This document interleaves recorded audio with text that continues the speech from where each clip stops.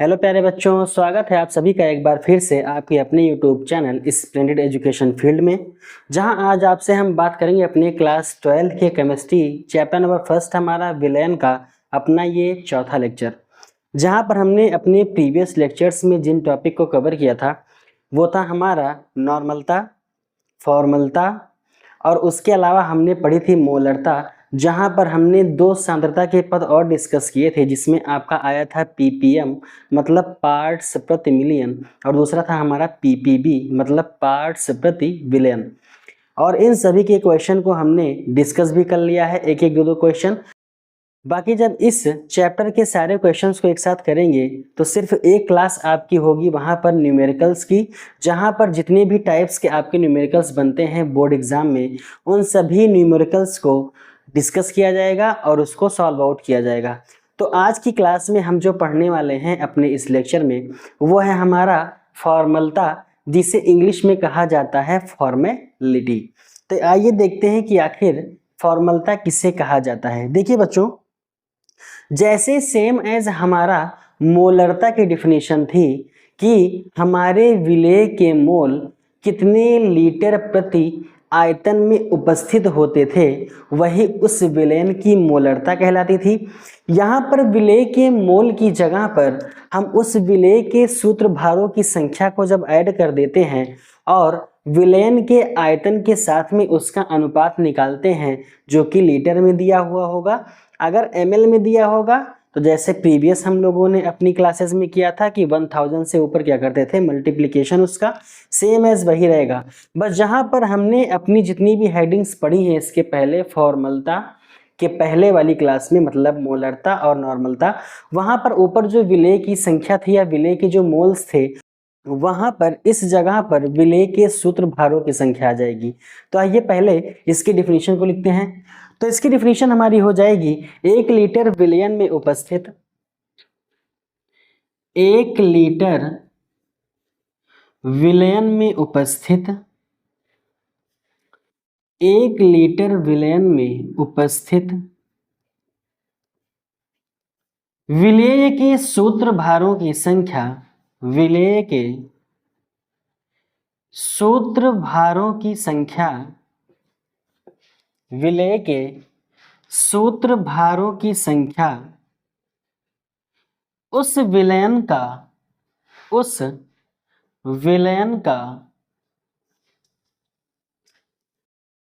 या उस विलयन की क्या कहलाएगी बच्चों, फॉर्मलता कहलाती है। उस विलयन की फॉर्मलता कहलाती है।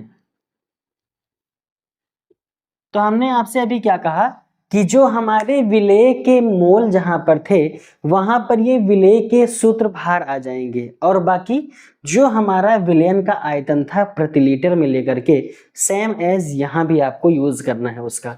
अब जब इसका हम फॉर्मलता का फॉर्मूला बनाएंगे तब हमारा क्या बनता है कि फॉर्मलता इसे हम लोग F से प्रदर्शित करते हैं, पहली चीज तो ये।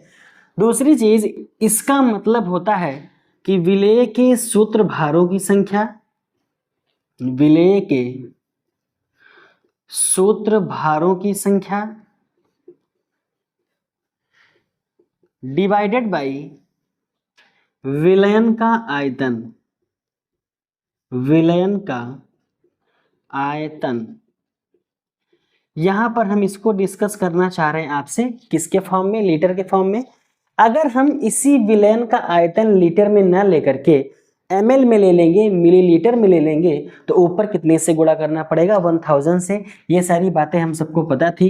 तो यहां से फॉर्मलता बराबर हमारा बन जाएगा विलेय के सूत्र भारों की संख्या, विलेय के सूत्र भारों की संख्या और डिवाइड में हमारा हो जाएगा विलयन का आयतन ml में, विलयन का आयतन। अब यहां पर हम उस लीटर को किस में मान ले रहे हैं, ml में, तो ऊपर 1000 से क्या हो जाएगा हमारा मल्टीप्लिकेशन। ठीक, ये चीजें हो जाएंगी। अब जैसे हम लोग विलेय के मोल्स जब निकालते थे तो मोल बराबर हमारा एक फॉर्मूला होता था भार बटे अणुभार। क्या होता था, मोल बराबर होता था भार बटे अणुभार। तो यहाँ पर इस सूत्र भार को भी हम क्या लिख सकते हैं कि जो हमारा विलेय का भार होगा डिवाइडेड बाई विलेय के सूत्र भार। यहां से एक नया हम लोग क्या लिख सकते हैं, विलेय के भार या विलेय का भार मल्टीप्लिकेशन में 1000, अगर ml में है तो लीटर में दिया है तो इसको नहीं लगाएंगे। ठीक, नीचे हम लिख सकते हैं इसको तोड़ करके विलयन का सूत्र भार, मल्टीप्लिकेशन में हमारा वॉल्यूम हो जाएगा ml में। ठीक, एक आपके पास में ये फॉर्मूला निकल करके आता है कि अगर हम सूत्र भारों की संख्या को तोड़ें तो यहाँ से हमारा नया बनेगा विलेय का भार बटे सूत्र भार। विलेय का भार आपको हमेशा क्वेश्चन में दिया जाता है, ml में है तो 1000, नहीं तो सेम एज लीटर में ही रखेंगे नीचे। विलेय के सूत्र भार का मतलब होता है, सॉरी ये विलेय होगा, विलेय के सूत्र भार का मतलब क्या होता है कि जो हमारा ये सूत्र भार बनता है, देखिए कुछ कंपाउंड्स या कुछ यौगिक हमेशा हमको ऐसे मिलेंगे अधिकतर फॉर्मूला के केस में, जहां पर क्या होता है कि आपको जैसे मान लो कोई कंपाउंड दिया गया हो और उसके बाद पूछा जा रहा है कि इतना ग्राम आपको ये चीज दिया जा रहा है, जहां पर कुछ आपको विलयन का आयतन दिया जाएगा तो आपसे पूछेगा बताओ उस यौगिक की फॉर्मूला क्या होगी। तो इस केस में आपको ये चीज ध्यान देनी पड़ेगी कि जो आपका यहाँ सूत्र भार दिया गया है, इस सूत्र भार को आप निकालोगे कैसे। जैसे अणुभार तो निकालते हो, वो चीजें पता हो चुकी हैं, सेम है सूत्र भार भी। तो कुछ केसेस में आपको यहाँ पर ये देखने को मिलेगा कि सूत्र भार और अणुभार दोनों चीजें समान आएंगी।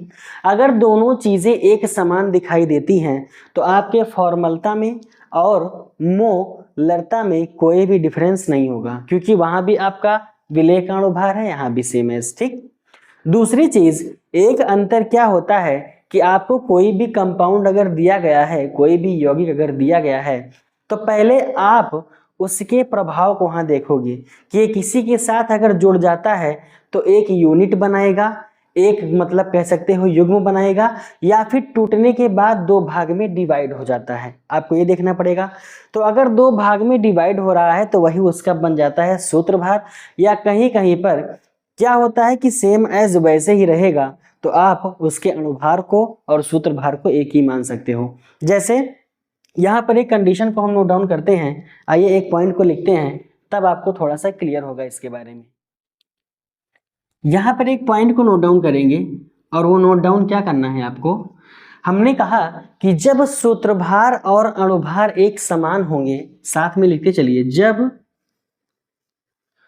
सूत्रभार तथा अणुभार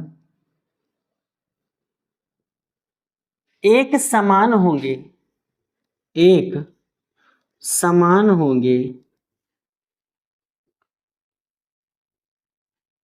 तब क्या होगा उस कंडीशन में, आपकी फॉर्मलता तथा मोलरता दोनों एक समान होंगी।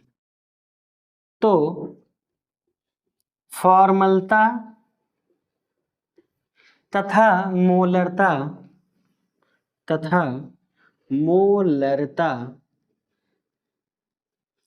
एक समान होगी।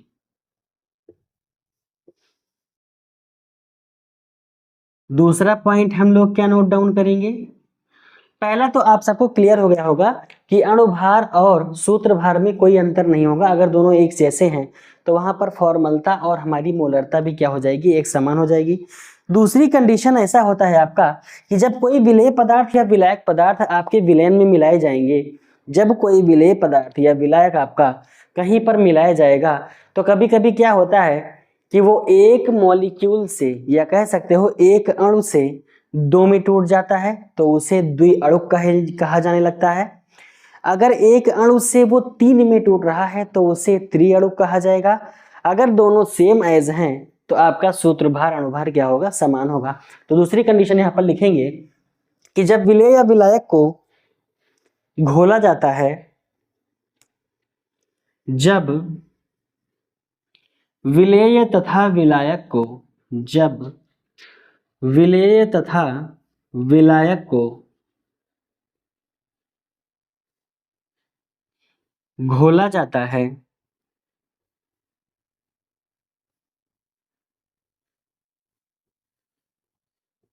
अब इस कंडीशन में क्या होगा, कभी कभी आपका वो 1 से 2 पार्ट में डिवाइड हो जाएगा, कभी कभी 3 पार्ट में, मतलब आप कह सकते हो संगुणन हो जाएगा, जिसे बहुलकीकरण कहा जाता है। तो उनका संगुणन हो जाता है, तो उनका संगुणन हो जाता है, संगुणन हो जाता है। आप इस संगुणन को बहुलकीकरण कह सकते हो, मतलब पॉलीमेराइजेशन इसे बोलते हैं, 1 से 2 पार्ट में 3 पार्ट में डिवाइड हो जाना। ठीक, अब इसके अंतर्गत क्या होता है कि आपका वो अणु या तो द्विअणुक बन जाएगा या त्रिअणुक। इस आधार पर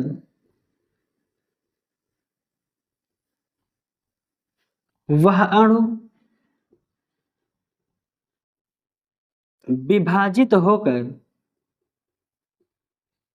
वह अणु विभाजित होकर क्या करेगा, द्विअणु बन सकता है या फिर तृतीयक अणु बन सकता है। तो आप कह सकते हो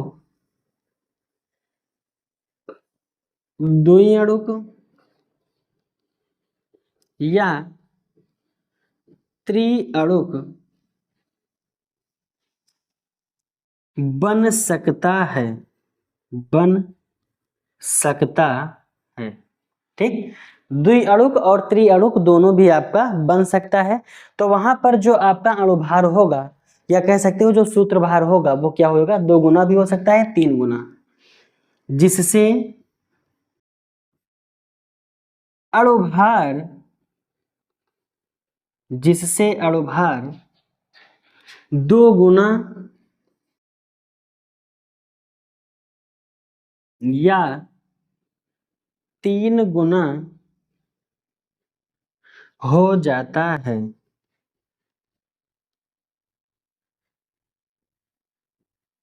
कैसा होगा, 2 गुना हो जाएगा या 3 गुना हो जाएगा। ठीक, इतनी बातें आपको समझ में आई। हमने क्या कहा कि जब किसी भी विलेय पदार्थ या विलायक पदार्थ को आपस में आप घोलोगे, तो घोलने के बाद में उनका पॉलीमेराइजेशन मतलब बहुलकीकरण हो जाता है या संगुणन हो जाता है, जिसके बाद वो 1 पार्ट से 2 में डिवाइड हो सकते हैं, 2 से 3 में डिवाइड हो सकते हैं, मतलब वो द्विअणुक कंडीशन भी आ सकती है, त्रिअणुक कंडीशन भी आ सकती है। जैसे नॉर्मल हमने देखा अणुभार क्या होता है हमारा, जैसे हमारे पास ग्लूकोज है, अब उस ग्लूकोज को हमने क्या देखा कि C6H12O6 टोटल हमारा 180 आता है। अब उसी 180 को अगर हम कहीं पर घोल रहे हो, या कह सकते हो उसी ग्लूकोज को कहीं पर घोल रहे हो, तो हो सकता है कि वो 1 से 2 अणु में टूट जाए। तो जब 2 अणु में टूटेगा तो उस 180 का क्या हो जाएगा, जस्ट 2 गुना हो जाएगा। ठीक, तो वही हमारा बन जाता है क्या, सूत्रभार। अब आइए इस पर क्वेश्चन को भी देखते हैं। पहले एक हेडिंग हम लोग नोट डाउन करेंगे न्यूमेरिकल्स के लिए, जो हमेशा नॉर्मलता में यूज की जाती है। देखिए, कुछ क्वेश्चंस आपको मिलेंगे बोर्ड में ऐसे जहां पर नॉर्मलता पूछी जाती है, तो नॉर्मलता में हमेशा वो विलेन का नाम दे करके लिख करके देते हैं कि हमारे पास सेमी नॉर्मल विलेन है, सेंटी नॉर्मल विलेन है, पेंटा विलेन है, या फिर नॉर्मल विलेन है आपका। तो किस किस चीज का हम वहां पर इस्तेमाल करेंगे, आइए उसको नोट डाउन करते हैं। तो बच्चों, जो आपका न्यूमेरिकल्स में यूज होता है खास करके नॉर्मलता के लिए जो टर्म्स, आइए उसको नोट डाउन करते हैं। कभी कभी क्वेश्चन में पूछा जाता है कि मान लो हमारे पास कोई विलेन है, मानते हैं क्या है, चलो HCl मान लेते हैं। तो मान लो लिखा है HCl का कैसा विलेन है, वो नॉर्मल विलेन, HCl का नॉर्मल विलेन। तो इस कंडीशन में जो हम नॉर्मलता की शर्तों का यूज करते हैं, तो नॉर्मल विलेन का मतलब होगा यहाँ पर कि HCl का N विलेन। तो इसके लिए जो नॉर्मलता दी रहेगी आपकी, वो सेम एज वही हो जाएगी। ठीक, दूसरा हम कह सकते हैं कि HCl का सेमी नॉर्मल विलेन, HCl का सेमी नॉर्मल विलेन। HCl का सेमी नॉर्मल विलेन अगर दिया है तो आपको कुछ नहीं करना है, वहां पर मान लेना है HCl का सेमी का मतलब हो जाएगा N/2 विलेन। अब इसके बाद आता है तीसरा कि HCl का पेंटा नॉर्मल विलेन, HCl का पेंटानॉर्मल विलयन।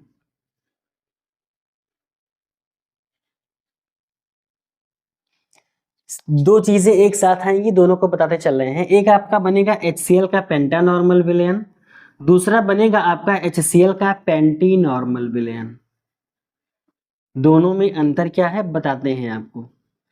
एक तो आपसे पूछा जाएगा कि अगर हमको नॉर्मलता दी गई है कि HCl का मान लो पेंटानॉर्मल विलयन है, तो इस पेंटानॉर्मल विलयन की अगर बात आई तो HCl का कितना हो जाएगा, पेंटा का मतलब होता है 5, तो ये हो जाएगा 5 टाइम्स, तो 5n विलयन। आपको उस नॉर्मेलिटी में 5 से मल्टीप्लिकेशन कर देना है बस, बाकी कुछ नहीं।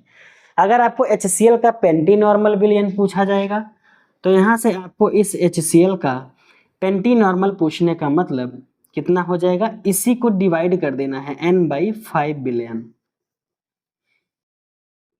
पेंटा पूछा जाएगा तो मल्टीप्लिकेशन 5 से करना है, पेंटी पूछा जाएगा तो आपको डिवाइड 5 से करना है। ठीक, अब इसके बाद सीधे पूछा जाता है n/10 के बारे में।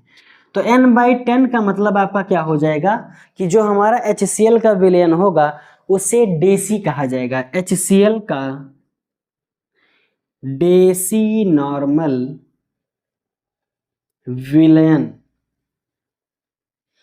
जैसे ही डेसी शब्द आया तो आपको समझ जाना है कि HCl का n/10 विलयन है वो। ठीक बच्चों, अब इसके बाद एक टर्म्स और पूछा जाता है कि अगर HCl का DC का मतलब 10, अब अगर n/100 बनेगा तो उससे क्या कहोगे, उसका मतलब होता है HCl का सेंटीनॉर्मल विलयन। सेंटीनॉर्मल विलयन, तो इसका मतलब हो जाएगा HCl का n/100 विलयन। लास्ट पूछा जाता है HCl का मिली नॉर्मल विलयन। HCl का मिली नॉर्मल विलयन, तो इस मिली नॉर्मल का मतलब हो जाएगा कि HCl का n/1000 विलयन। ठीक, इतने टर्म्स आपको पूछे जाएंगे। ठीक, क्या क्या हमने कहा आपसे, HCl का नॉर्मल है अगर तो नॉर्मल उसकी नॉर्मलता वैसे ही रख देंगे। ठीक, HCl का अगर सेमी नॉर्मल कहा तो नॉर्मलता बटे 2। HCl का पेंटा नॉर्मल कहा तो 5 से मल्टीप्लिकेशन करेंगे। HCl का पेंटी नॉर्मल कहा तो 5 से डिवाइड करेंगे। HCl का अगर डेसी नॉर्मल कहा तो n/10 करेंगे। HCl का अगर सेंटी नॉर्मल कहा तो n/100 करेंगे। और HCl का अगर मिली नॉर्मल विलयन कहा तो n/1000 हम लोग करेंगे। ये एक लगी लगाई कंडीशन होती है जो आपको क्वेश्चन में दी रहेगी। ये चीज नहीं दी रहेगी, ये क्या दिया रहेगा कि आपका जो सॉल्यूशन है वो कैसा है। तो जिस हिसाब से आपका सॉल्यूशन होगा उसी में नॉर्मलता के टर्म्स में हम इस चीज़ों का यूज़ करेंगे। जैसे मान लो हमको दे दिया कि 22 ग्राम हमारे पास HCl का सेंटी नॉर्मल विलयन है, तो आप उस विलयन की नॉर्मलता ज्ञात करो। जैसे ही नाम में आया सेंटी नॉर्मल विलयन तो वहाँ पर हम लोग क्या रखेंगे, मतलब n/100। ठीक, तो यही सब चीज़ हमारी किस में यूज़ में आती है, न्यूमेरिकल्स में। ठीक है बच्चों, अब बढ़ते हैं आइए आज के अपने क्वेश्चन की तरफ में, जो कि हमारा क्वेश्चन किस पे रिलेटेड होगा आज का, फॉर्मलता के ऊपर का रिलेटेड क्वेश्चन है। आइए बढ़ते हैं न्यूमेरिकल की तरफ और देखते हैं उस क्वेश्चन को। ये क्वेश्चन आपका रिलेटेड है हमारे फॉर्मलता वाले टॉपिक से रिलेटेड। आपका क्वेश्चन में कह रहा है कि 24.4 ग्राम हमारे पास बेंजोइक एसिड दिया है। उस बेंजोइक एसिड को हमने 4 लीटर क्या किया, विलयन में यानी सॉल्यूशन में डिसॉल्व किया है।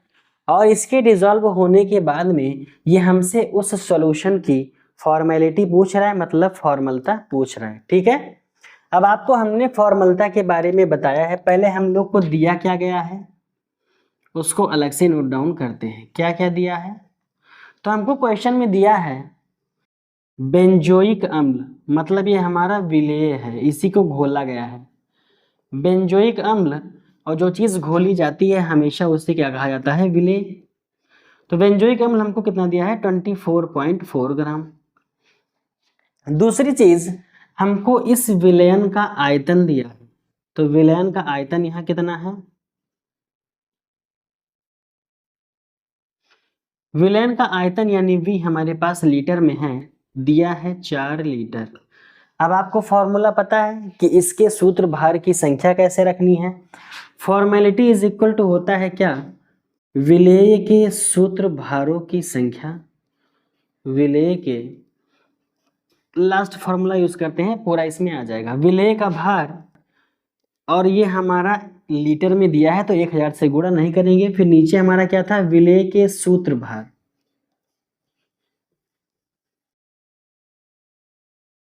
अब देखिए यही अंतर होता है आपका, विलेय का भार और सूत्र भार मिल करके सूत्र भार संख्या बना लेते हैं, यानी नंबर उसका, ठीक। तो उस नंबर को जब तोड़ते हैं तो ऊपर विलेय का भार आएगा, नीचे सूत्र भार। उसके बाद हमारा अगला स्टेप क्या था, यहाँ पर विलयन का आयतन। अब यहाँ पर आपको एक चीज का ध्यान देना है कि हमने क्या कहा, सूत्र भार। तो हमने आपको कहा था कि कभी कभी किसी चीज को विलायक या विलेय हमारा घोलने पर किसी विलयन में वो बहुलकीकरण हो जाता है, टूट जाता है, 2 पार्ट में, 3 पार्ट में, द्विअणुक हो सकता है, त्रिअणुक हो सकता है। वही कंडीशन यहाँ पर जब हमारे इस बेंजोइक अम्ल के साथ में आती है तो बच्चा ये कैसी बनती है, बेंजोइक अम्ल अगर देखा जाए तो नॉर्मल सा हमारा कैसे बनता है, ऐसे। बेंजीन के ऊपर COOH को लगाने से बेंजोइक एसिड बनता है। अब इस बेंजोइक एसिड को जब हम कभी भी किसी सोल्यूशन में डिसॉल्व करते हैं तो डिसॉल्व करने के साथ में ये एक यूनिट बना लेता है, और यूनिट बनने के साथ में ये 2 मॉलिक्यूल्स में डिवाइड हो जाता है, मतलब 2 अणु में डिवाइड हो जाता है। तो यहाँ पे क्या बन जाता है हमारा, ये हमारा बेंजोइक एसिड हो गया। इसको हमारा विलयन में घोलते ही ये 2 यूनिट बना लेता है, मतलब 2 पार्ट में सीधा क्या होता है, डिवाइड हो जाएगा। मतलब सिंगल था, सॉल्यूशन में डिसॉल्व किया, साथ में 2 यूनिट में क्या हुआ, ये टूट जाता है। और नॉर्मल आप देखो अगर इस बेंजोइक एसिड का, तो हमारे पास कितने कार्बन यहाँ पर है, 1 2 3 4 5 6 7वां ये, तो कह सकते हो C6H5, एक हाइड्रोजन हटा तभी वहां क्या लगा, COOH, ये हो जाएगा। कार्बन का होता है 12, हमारे पास कितने कार्बन यहाँ 6, 12 छंग कितना हो जाएगा, 72, प्लस हाइड्रोजन 5 है, 5 प्लस दूसरा कार्बन है 12, प्लस 2 ऑक्सीजन है 2 का 32, प्लस 1 हाइड्रोजन है 1। इनको जोड़ने पर कितना आएगा, 5 और 2 7, 7 2 9, 9 2 11 और 1 12 के 2, हासिल कितना आया 1, 7 3 10, 1 11 और 1 12। टोटल हमारे पास अणुभार निकल करके आ रहा है 122। इसे बोलते हैं अणुभार, जिसे कहा जाता है मॉलिक्यूलर वेट। अब जैसे ही हमने फॉर्मलता की बात की, ये बेंजोइक एसिड 2 यूनिट में डिवाइड होता है, तो जब 2 यूनिट में डिवाइड हुआ है तो अगर एक का 122 है तो 2 का कितना हो जाएगा, 244 हो जाएगा। अब ये जो चीज हमारी निकल के आई, इसी को बोला जाता है सूत्र भार। तो यही इतना डिफरेंस है आपके अणुभार में और किसमें, सूत्रभार में। अब यहाँ से इस फॉर्मूले का यूज करिए और हर जगह वैल्यू को रखिए। विलेय का भार कितना दिया है, 24.4 ग्राम, डिवाइडेड बाई सूत्र भार कितना आया, 244, गुणे में हमारा विलयन का आयतन कितना दिया है बच्चों, 4 लीटर। यहाँ से एक पॉइंट हटेगा तो नीचे हमारा एक 0 आ जाएगा, तो हो जाएगा 24 40 गुणे 4 हमारा। अब यहाँ से इसको जब आप डिवाइड करोगे तो 10 टाइम्स जाएगा, ये टोटल आएगा 1/40, 1/40F, यही इसका क्या हो जाएगा, आंसर। आप चाहो तो इससे आगे भी सिंप्लीफाई कर सकते हो, 0.025 के आसपास लगभग आपका आएगा, ठीक। तो ये हमारा क्वेश्चन किसके पे आधारित था, हमारे फॉर्मलता के ऊपर आधारित था। एक क्वेश्चन आप सबको हम दिए जा रहे हैं, उसको आप लोग सॉल्व करना। उस क्वेश्चन में एक खासियत ये है कि जब आप उस क्वेश्चन को सॉल्व करोगे तो एक ही क्वेश्चन में वो सारी चीज़ें दे दिया है, और उसमें आपका थोड़ा सा माइंड डेवलप होने की क्या करेगी, आशंका थोड़ी सी रहेगी कि आपका दिमाग थोड़ा सा वहाँ पर आप लगाओगे तो आपका उसका आंसर आ जाएगा आसानी से। लेकिन जो वो क्वेश्चन दिया है वो आपके सारे टॉपिक्स को कवर करेगा, यहाँ पर जितने भी टॉपिक्स पढ़ाए गए हैं सबको कवर करेगा एक तरफ से। कैसे, क्योंकि वहाँ पर वेट बाय वेट भी निकालने को बोला है, वेट बाय वॉल्यूम भी निकालने को बोला है, वॉल्यूम बाय वॉल्यूम भी निकालने को बोला है, और मोलरिटी निकालने को बोला है, मतलब मोलरता और मोललता। सारी चीज़ों को वो डिफाइन करने के बारे में पूछ रहा है। एक टॉपिक हमने जो पढ़ा है मोल फ्रैक्शन, जिसे मोल अंश कहा जाता है, वो भी उसने निकालने को बोला है। तो ये क्वेश्चन आप सबके लिए है, उसको नोट डाउन कर लेते हैं और उसको आप लोग एक बार लगाने की कोशिश कीजिएगा। नेक्स्ट क्लास में क्या होगा कि उसको हम आसानी से आपके सामने सॉल्व करेंगे और सिंप्लीफिकेशन उसका किया जाएगा। तो उस क्वेश्चन को आइए नोट डाउन करते हैं। तो बच्चों जो आपको क्वेश्चन दिया है, आइए क्वेश्चन को रीड करते हैं और देखते हैं क्या क्या चीज़ें पूछ रखा है। ये एक ऐसा क्वेश्चन है जिसमें आपके सारे के सारे टर्म्स जितने भी हमने पढ़े हैं सांद्रता के पद सब यूज हो जाएंगे। क्वेश्चन में कह रहा है कि आपको एक चीज दी गई है विलेय के रूप में, जो हमारी है एथिल अल्कोहल, जिसका फॉर्मूला क्या होता है C2H5OH। इसकी डेंसिटी यानी घनत्व तो इन्होंने दे रखा है 0.789 ग्राम पर ml। उसके 10 ml को जल की आवश्यक मात्रा में घोलकर जहां कोई भी विलायक नहीं मिलता है वहां जल को कंसीडर कर लेते हैं।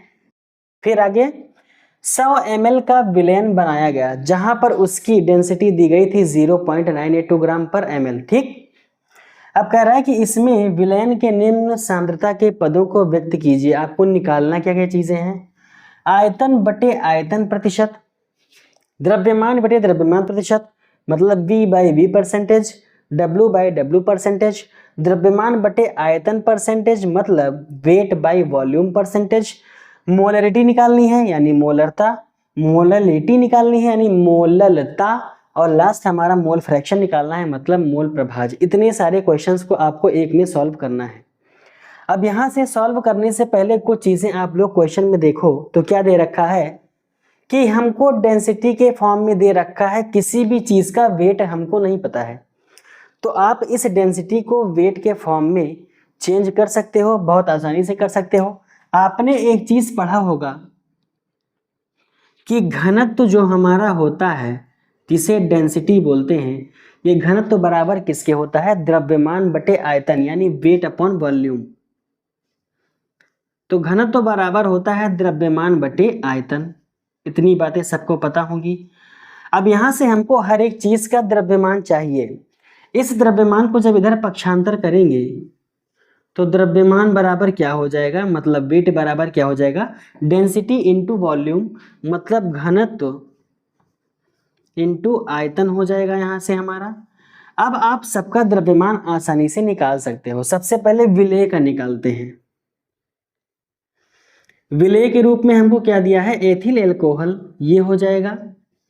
अब इसका जब आप निकालोगे द्रव्यमान, घनत्व तो हमारे पास क्या है, D हमको दिया गया है 0.789 ग्राम, आयतन हमको दे रखा है कितना 10 ml, तो यानी हमारे पास इसकी जो वॉल्यूम हो जाएगा 10 ml होगा।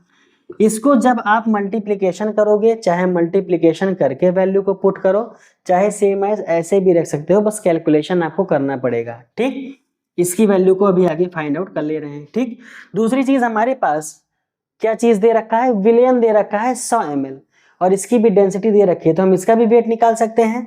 अगर यहां से हम विलयन का वेट निकालना चाहें तो विलयन का भी सेम एज क्या आएगा, डेंसिटी इंटू वॉल्यूम।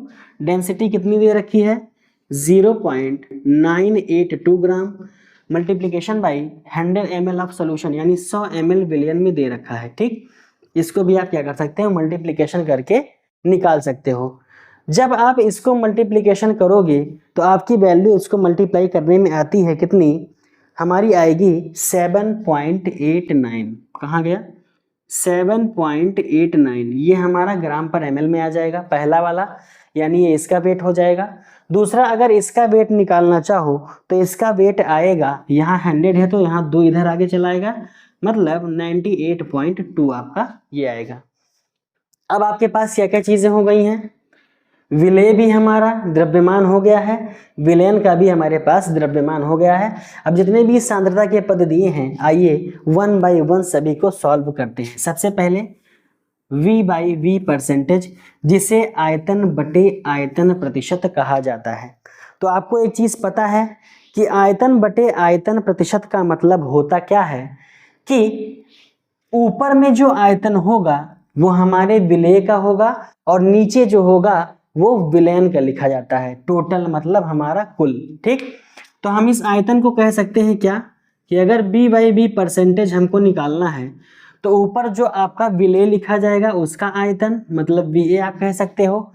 जो हमारे पास यहाँ पर क्या दिया गया है, विलेय का ग्राम को या आयतन दोनों चीज़ सेम है, तो उसका आयतन हो जाएगा। अब इसका आयतन कितना दे रखा था, ये देखो 10 डिवाइडेड बाई क्या हो जाएगा हमारे पास में टोटल हमारे उस सॉल्यूशन का आयतन। तो सॉल्यूशन का आयतन कितना हमारे पास में 100।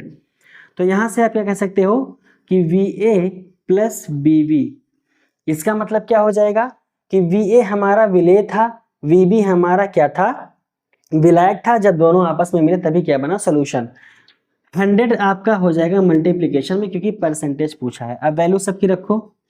VA हमारा कितना हो जाएगा यहाँ से 10 ml divided by total solution हमारा कितना बन रहा है 100 मल्टीप्लिकेशन बाई 100। अब यहाँ से ये कैंसिल हो जाएगा तो यहाँ से वॉल्यूम बाई वॉल्यूम परसेंटेज कितना आएगा हमारा 10%। ये हो गया पहला क्वेश्चन। दूसरा क्वेश्चन आपसे यहाँ पर पूछ रखा है वेट बाई वेट परसेंटेज मतलब द्रव्यमान बटे द्रव्यमान प्रतिशत। आइए उसको भी सॉल्व करते हैं। तो वेट बाई वेट परसेंटेज हो जाएगा, ऊपर हमको वेट रखना पड़ेगा किसका, विलेय पदार्थ का, और नीचे हमको टोटल रखना पड़ेगा विलयन का। तो WA प्लस WB हो जाएगा। यही आपका बन जाएगा क्या, वेट बाई वेट परसेंटेज। बाकी सबको यहाँ से इरेज करते हैं। अब यहाँ पर आपको एक चीज नहीं दे रखा है क्या कि विलेय पता हो गया, विलयन पता हो गया, लेकिन विलायक का भार हमको नहीं पता है। तो विलायक का भार कितना हो जाएगा यहाँ से, आप देखो तो विलायक के भार को निकालने के लिए क्या करते हैं, जब विलेय और विलायक मिलता है तभी विलयन बनता है हमारा। अगर इस सॉल्यूशन से हम विलेय को बाहर निकाल दें तो हमारे पास क्या बचेगा, विलायक। कहने का मतलब 98.2 ये ग्राम में हमारा दे रखा है क्या, इसको ग्राम लिख दे रहे हैं, ये वेट है हमारा। तो ये हमारा क्या दिया है, सॉल्यूशन। इसी सॉल्यूशन से हम सॉल्यूट को यानी विलेय पदार्थ को बाहर कर दें तो 7.89 ग्राम। अब हमारा यही बन करके क्या आ जाएगा, विलायक का भार, जिसे हम लोग बोलते हैं WB। ठीक, विलयन को क्या बोल सकते हो, WA प्लस WB। विलेय का मतलब हमारा WA हो जाएगा। ठीक, अब इन दोनों को माइनस करने पर जो वैल्यू हमारे पास आती है वो आती है 90.31 ग्राम। तो ये हमारा किसका वेट हो गया, विलायक का वेट हो गया। अब आगे रखते हैं सब कुछ। यहाँ से वेट बाई वेट परसेंटेज को अगर हम देखें तो वेट हमारा विलेय पदार्थ का कितना है 7.89 gram divided by WA same as वही 7.89 प्लस WB हमारे पास कितना है 90.31। टोटल आप अगर इसका देखना चाहो तो टोटल हमारे पास कितना आ जाएगा, ये 7.89 डिवाइडेड बाई इन दोनों को भी अगर ऐड करोगे तो कितना आएगा 98.2। अब इस वैल्यू से आप इसको डिवाइड करोगे, डिवाइड करने के बाद में जो यहाँ से हमको मिलेगा क्या, यहाँ पर आप क्या करोगे 100 से मल्टीप्लिकेशन, परसेंटेज पूछा है तो 100 से मल्टीप्लिकेशन। अब यहाँ से दोनों को पॉइंट को हटाओ आप, दोनों पॉइंट को जब आप यहाँ से हटाओगे तो ऊपर हटेगा तो नीचे 2 0 आएगा, नीचे हटेगा तो ऊपर 1 0 आएगा। मतलब 789 डिवाइडेड बाई 982 पॉइंट हटेगा तो 2 0, यहाँ पर 1 0 मल्टीप्लिकेशन बाई 100। 2 0 से 2 0 क्या हो जाएगा, कैंसिल। बचेगा क्या हमारे पास 7890 अपॉन 782। इसको जब डिवाइड किया जाएगा तो हमारे पास जो वैल्यू बच करके आएगी वो आएगी 8.034। ये हमारा क्या हो जाएगा, वेट बाई वेट परसेंटेज। ये हमारा दूसरा आंसर निकल करके आया। तीसरा क्वेश्चन आपसे पूछा था वेट बाई वॉल्यूम परसेंटेज मतलब W/V%। तो आइए निकालते हैं W/V%। बच्चों थर्ड क्वेश्चन जो हमको दिया है वो कह रहा है द्रव्यमान बटे आयतन प्रतिशत निकालो, जिसे बोला जाता है वेट बाई वॉल्यूम परसेंटेज। तो वेट बाई वॉल्यूम परसेंटेज का मतलब क्या होता है ऊपर आपका हो जाएगा विलेय का भार, तो विलेय का भार कितना दिया है 7.89 डिवाइडेड बाई, नीचे वॉल्यूम आता है उस सोल्यूशन का, तो वॉल्यूम कितना है सोल्यूशन का हमारे 100 ml है, तो ये हो जाएगा 100 डिवाइडेड बाई मल्टीप्लीकेशन बाई 100। इस 100 से ये हमारा क्या हो जाएगा कैंसिल आउट, तो यहाँ से जो वेट बाई वॉल्यूम परसेंटेज निकल करके आएगा वो आएगा 7.89। ये हमारा कौन सा हो गया, थर्ड वाला आंसर।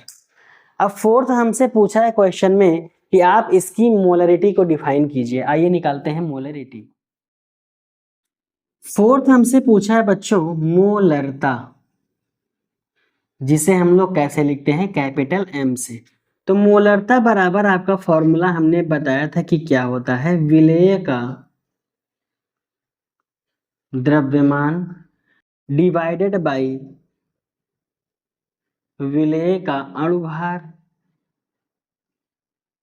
भार बटे अणुभार तभी मोल बनता है, इनटू हमारा वॉल्यूम हो जाएगा, यहाँ पर ml में दिया है तो वॉल्यूम अगर ml में है तो ऊपर 1000 से क्या हो जाएगा मल्टीप्लिकेशन। यहाँ से कैपिटल M की वैल्यू देखी जाए तो विलेय का द्रव्यमान कितना है 7.89, ठीक 7.89 इंटू 1000 डिवाइडेड बाई विलेय का अणुभार कितना है। देखो बच्चों C2H5OH लिखा है, इसका जब मॉलिक्यूलर वेट आप निकालोगे तो molecular weight of C2H5OH carbon का होता है 12, 2 कार्बन है 24, प्लस हाइड्रोजन हमारे पास 5 है, प्लस ऑक्सीजन 16 है, फिर हाइड्रोजन हमारे पास 1 है, तो हो जाएगा 5 4 9 9 6 15 1 16 2 1 3 1 4।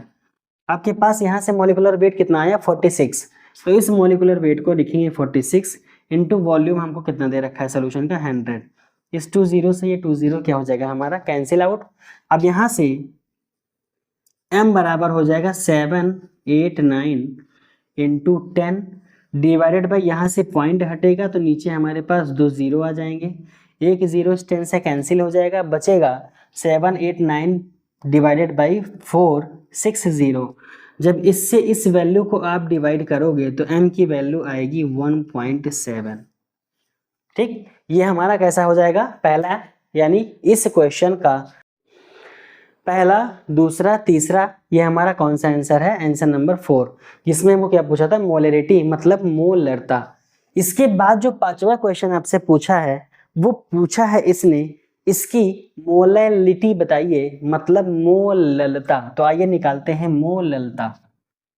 तो बच्चों जो हमारा क्वेश्चन नंबर 5 दिया है इसमें वो हमारा है मोलैलिटी, जिसे बोला जाता है मोललता। ठीक, अब आइए इस क्वेश्चन को सॉल्व करते हैं। लास्ट आपसे पूछा गया है इसमें मोल फ्रैक्शन, वो आप लोग अपनी तरफ से सॉल्व करके लाना और उसको नेक्स्ट क्लास में सॉल्व कराया जाएगा। ठीक, यहाँ पर जो हमारी मोललता दी गई है यानी स्मॉल m की वैल्यू को फाइंड आउट करना है, तो आपको एक फॉर्मूला दिया गया है कि स्मॉल m यानी मोललता बराबर क्या होता है, ऊपर में होता है विलेय का द्रव्यमान या कह सकते हो विलेय का भार गुणे आपका आयतन, जो आपका मोललता यहाँ पर है वहाँ पर नीचे आयतन नहीं, हमेशा विलायक का भार लिखते हैं। क्या लिखते हैं, विलायक का भार।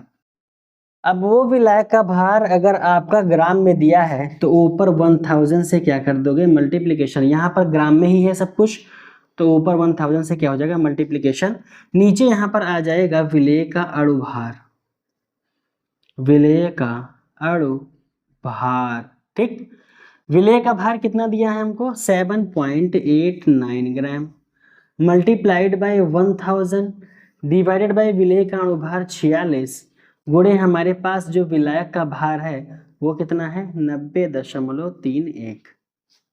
ठीक, अब आप यहाँ पर देखो एक चीज, तो आप चाहो तो यहाँ से पॉइंट कैंसिल करो या फिर आप जीरो को एक्सचेंज करो ऊपर नीचे, तो कितना बन जाएगा यहाँ से स्मॉल m हमारा कितना आ जाएगा, ये हो जाएगा 789 इंटू 1000 सेम एज वैसा ही। अब यहाँ से इस पॉइंट को हटाओगे 20 ऊपर लगा दो, जितना सिंप्लीफाई कर सकते हो करते रहो। नीचे यहाँ पर 46 इसका पॉइंट हटा तो 20 नीचे भी आप लगा सकते हो, मल्टीप्लिकेशन बाई 9031। अब यहाँ से इस 20 से हमारा क्या हो जाएगा कैंसिल आउट। अब इसके बाद सबसे बड़ा काम क्या होगा कि आपको इससे इसको मल्टीप्लिकेशन करना है। तो मल्टीप्लिकेशन कितना हो जाएगा, 7 8 9 1000 है तो 3 आपका करोगे, आगे 0 लगा दोगे। नीचे जो मल्टीप्लिकेशन होने के बाद आपका आएगा वो आएगा 41 54 26। इसी को आप जब डिवाइड करोगे तो डिवाइड होने के बाद में आपका आंसर यहीं से निकल आएगा, और इसको डिवाइड करने के बाद में अप्रॉक्सीमेट हमारा जो आंसर आ रहा है वो 1.89 आएगा। यही इसकी क्या हो जाएगी, मोलैलिटी। ठीक, तो हमने कितने क्वेश्चन सॉल्व किए, पहला हमने सॉल्व किया उस दिए गए पदार्थ का या विलयन का वेट बाय वेट यानी द्रव्यमान बटे द्रव्यमान। दूसरा हमने सॉल्व किया आयतन बटे आयतन। तीसरा हमने सॉल्व किया द्रव्यमान बटे आयतन। चौथा हमने सॉल्व किया मोलरता। पांचवा हमने सॉल्व किया मोललता। ठीक, छठा क्वेश्चन आपसे पूछा है मोल प्रभाज का, आप लोग उसको सॉल्व करके अपनी तरफ से कमेंट सेक्शन में उसका आंसर दीजिएगा। और नेक्स्ट क्लास में जब आपकी क्लास की स्टार्टिंग की जाएगी तो इस क्वेश्चन का जो लास्ट पार्ट है जिसे मोल फ्रैक्शन यानी मोल प्रभाज कहा गया या मोल अंश कहा गया, उसके सोल्यूशन को हम आपको प्रोवाइड करेंगे एक स्टेप बता करके। ठीक है, तो आज की क्लास यहीं तक। अगर आपको क्लास आपकी अच्छी लगी हो आज की तो प्लीज़ इसको एक लाइक कीजिएगा, अपने दोस्तों तक शेयर कीजिएगा जिससे इसका लाभ वो भी ले सके। अगर आप हमारे इस चैनल पर पहली बार विजिट किए हैं तो प्लीज़ इसको सब्सक्राइब कीजिएगा और बेल आइकन को प्रेस कीजिएगा। यहाँ पर आपको सारी की सारी वीडियोस एजुकेशन से रिलेटेड मिलेंगी आपकी, और मिलेंगे आपसे अपने हम नेक्स्ट वीडियो लेक्चर में लेकर के एक नया टॉपिक, जो इसके बाद के आने वाला जितना भी टॉपिक है हमारा बहुत ही इंपॉर्टेंट टॉपिक है वो सारे के सारे, और बहुत ही प्यारे टॉपिक्स हैं, आपको पढ़ने में बहुत मज़ा आएगा उसको। ठीक है, तो यहाँ से आज की क्लास को यहीं पर फिनिश करते हैं, मिलेंगे आपसे नेक्स्ट क्लास में। अच्छे से पढ़ते रहिए, हमेशा अपने कॉन्सेप्ट को क्लियर रखिए। मिलेंगे इसी के साथ आपके नेक्स्ट वीडियो लेक्चर में, तब तक के लिए मस्त रहिए, व्यस्त रहिए अपनी पढ़ाई में हमेशा। जय हिंद, जय भारत एंड टेक केयर।